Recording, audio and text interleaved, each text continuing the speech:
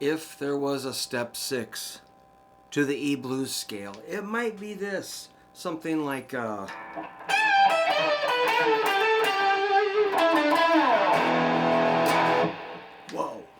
All right, so that's, again, these are just kind of stock lick ideas that you can be kind of messy with. You can throw them around. They're very common, nothing unusual, but as far as being able to execute them at the right time in the right place and not fall flat on our face, it takes some practice. So maybe I'll click off my rat pedal and show you that idea. This is just combining what I call the three main bends on a kind of a blues or minor pentatonic scale. They're very similar scales. So it's like a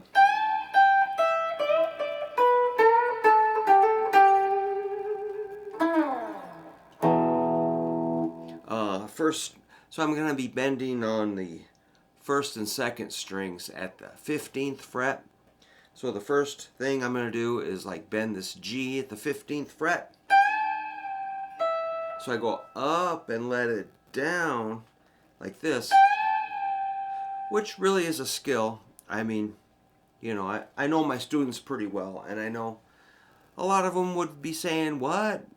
So that's why I'm going slow. You might already know this stuff, but so we're gonna kind of break it down in a leisurely fashion. I'm just not in a rush today. I have no gigs, so I'm just trying to relax and have fun. So that, again, that's a 15, go up, let it down. You should be able to hold it up there and drop it. But if you go too slow, the note will die. Unless you have gain or distortion. Let's add distortion. So the note sustain, let's crank it up. So with distortion, it rings longer. That's why we like it. It makes everything just sound kind of cool. So yeah, then you're gonna land on the 12 of the first string. So basically you're bending a G up to an A, drop it back to G, and hit the E. Am I doing a pull off? You can, or you can pick it. The pull off is kind of cool. That gives you a smooth quality that we call legato. So let's just pick it. That'd be more staccato. Cool? Or the pull off. So pull off is like,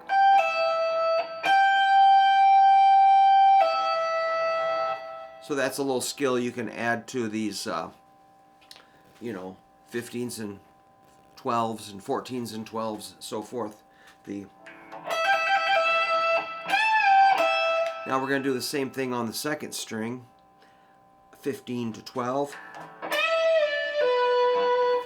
That's a D going up to E, drop it back down to D, and pull off to the 12, which is the B. So it's good to know your note names. It's not that hard. It's just, A's, G's, E's, D's, and B's. Pretty simple. Probably get a B flat in there. It might be another note. Did I miss one? I don't know. Let's check it out. Now I'm picking the 12. So the pull off or pick, your choice. Jeff Beck definitely did that lick on some of his solo tunes, which are wonderful. All right, third string. You should be getting kind of familiar with this 14, going up a whole step and drop down.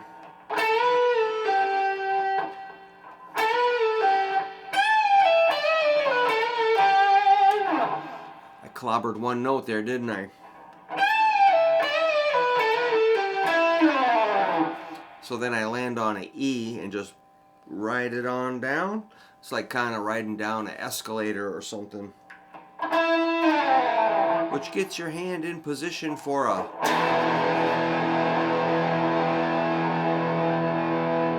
Sometimes you need to add a power chord in there for context. If you're like what are we doing? Why are we soloing? It's because probably somebody, if you have got two guitar players, somebody's doing like a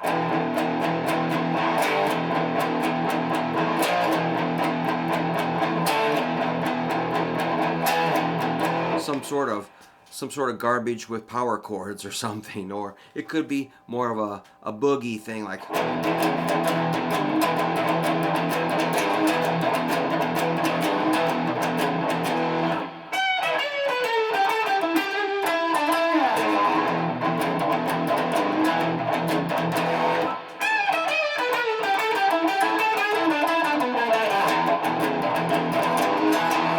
So I was trying to do that lick in time. I was close. I did a variation. You might have caught that I hit 14s. Or 15s.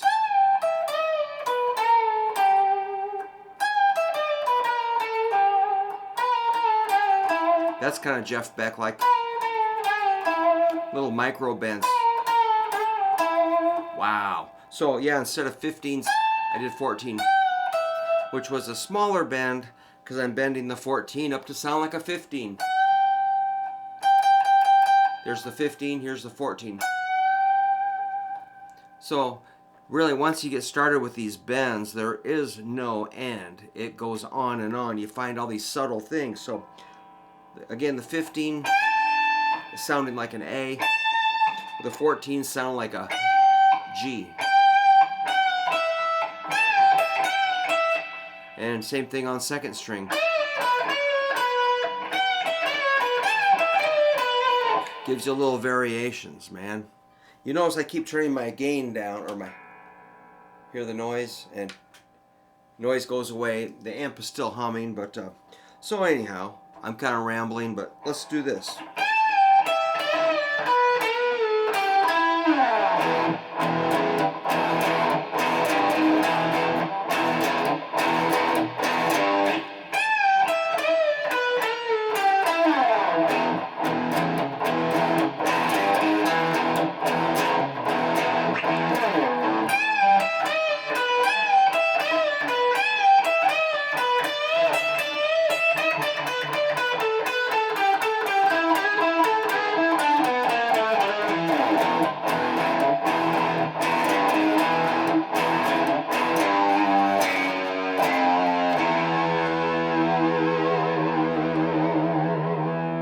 So you can definitely, linking in some solid rhythm feel with your licks is probably a good practice. Of course, we want to bring in a metronome, but I'm just winging it here.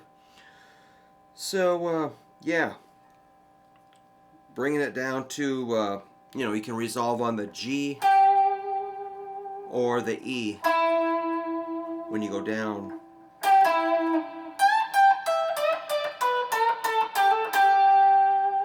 Can land there or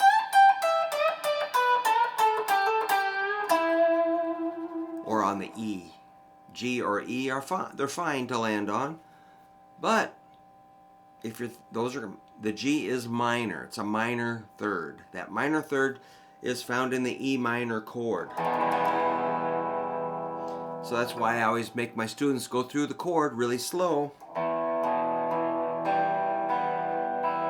so they can find these notes that sound, they're chord tones, and I'm just trying to imprint that in your, kind of internalize it, I say, but, so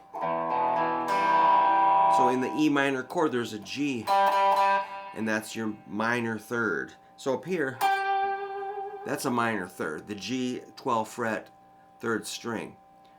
Now, I'm going somewhere with this, and that would be, if you want to make it major, that minor third can travel up to a major third. That's just a half step higher, like this, which sounds really cool. That note is not in the E blues scale, but the E blues scale is just a starting point, and we can add more stuff. So, why G sharp? Because in the E chord, you got the G sharp right there with your pointer finger. first fret, third string, G sharp, and that makes it, or suggests major.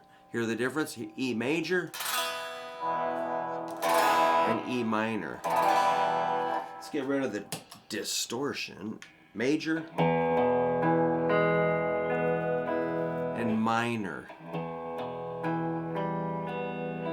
That's really simple, right? But it's super powerful. And again, a lot of my students would, I'll say, show me the difference between a E minor lick or an E major lick. And they're like, I don't understand the question, you know. So, not saying my students are not intelligent. It's just, this is stuff that really takes kind of some time to be able to have it at your fingertips. I mean, you might have played this, but maybe, you know, can you describe it, or, you know, explain it, or, you know, it's just part of learning, is being able to process it completely, or to where you can use it. So, the lick.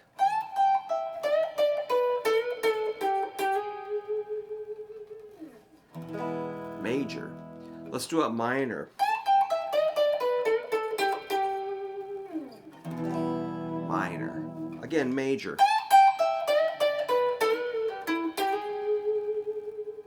Major. Yeah, major. So, that minor to major, it's kind of a one-way street. Normally, you know, it goes from minor to major.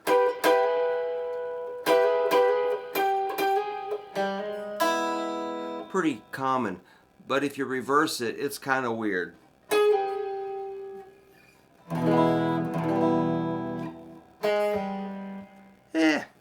Not as common as minor to major, for at least for a melodic line in the kind of music I'm used to listen to. But you could do anything you want.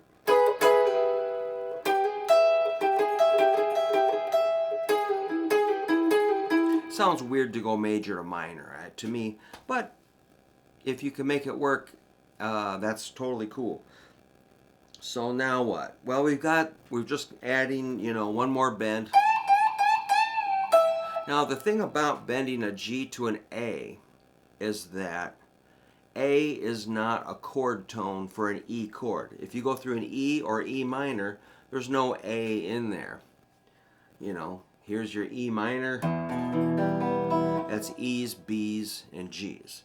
The E major is E's, B's, and G sharps. A kind of suggests we're going to an A chord. So this bend is a little out in left field, or right, left.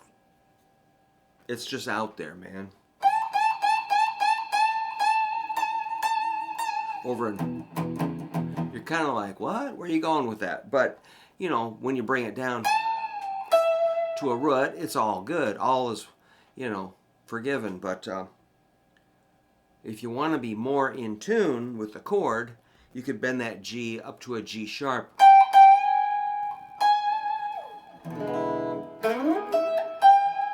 That's a half step bend. That would suggest more of the major sound.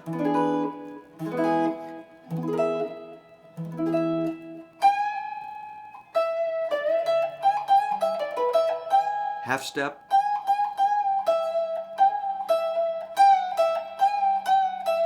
Or whole step. Whole step is a little, it just sounds good, but it's not as like targeted to a chord tone. So a chord tone is just one of the notes in the chord. Remember, E major is E, G sharp, and B. We're just hitting the major third.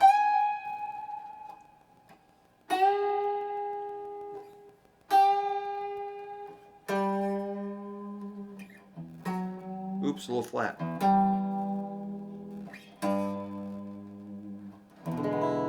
Major third sounds pretty cool. Maybe I was a little out of tune with my bends, but so you can flavor your phrase to sound more major, or just go for it and make it a whole step, or you could go a step and a half. which is kind of weird. Or maybe a less tiny bend, just a real weak bend, subtle. Or go down to the 14th fret, bend it up a half step, and you're getting a G, which, remember, G is the minor third of E minor. So anyway, you've got all these subtleties that you can do with the bend. You can really, anything within that area, you can bend it to that note. You could even go all the way up to a B if your frets will allow it. My guitar is kind of mad about that. It's plinking out, man. It's not really working, but I usually don't bend a G up to a B, unless it was here.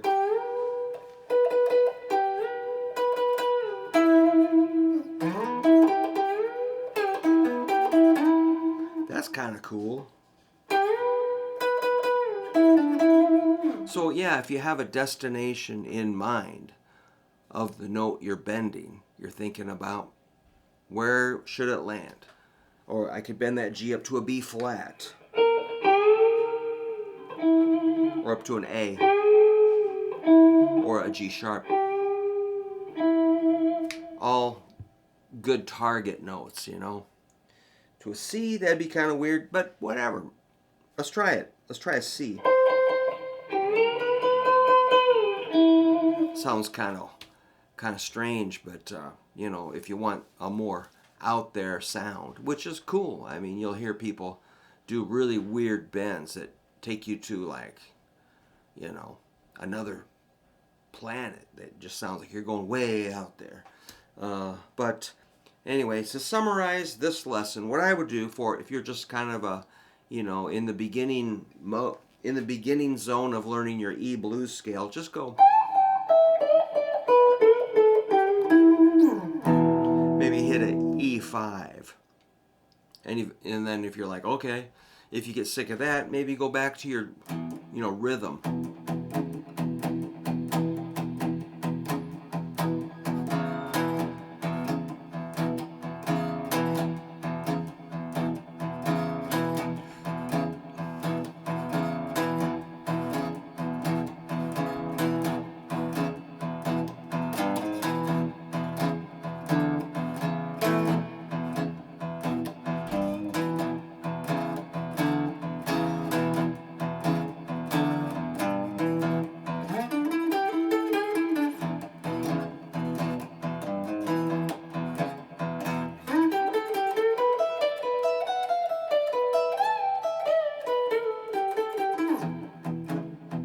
So kind of work on maybe going from rhythm to the licks, which that's kind of takes some, you know, I always call it internalizing. You just have to have it inside.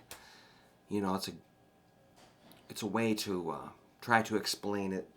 All right, well, I guess I'm kind of beating this into the ground, but thank you very much for stopping by. It was really fun to play this stuff today and think about it and practice it. And I hope that it was helpful for a couple of people. So do your own thing and just, you know, spend some time on the couch, kind of relax, hold your guitar, and just kind of play in the evening. Just relax and close your eyes and get really in the zone. And you'll have it eventually become just part of you. You'll have it right in your hands. You can just grab it and just like biting into something. You're just like, you'll love it. Your favorite food. Okay, it's delicious. The blues scale. And so this is step 5. All right, thanks a lot.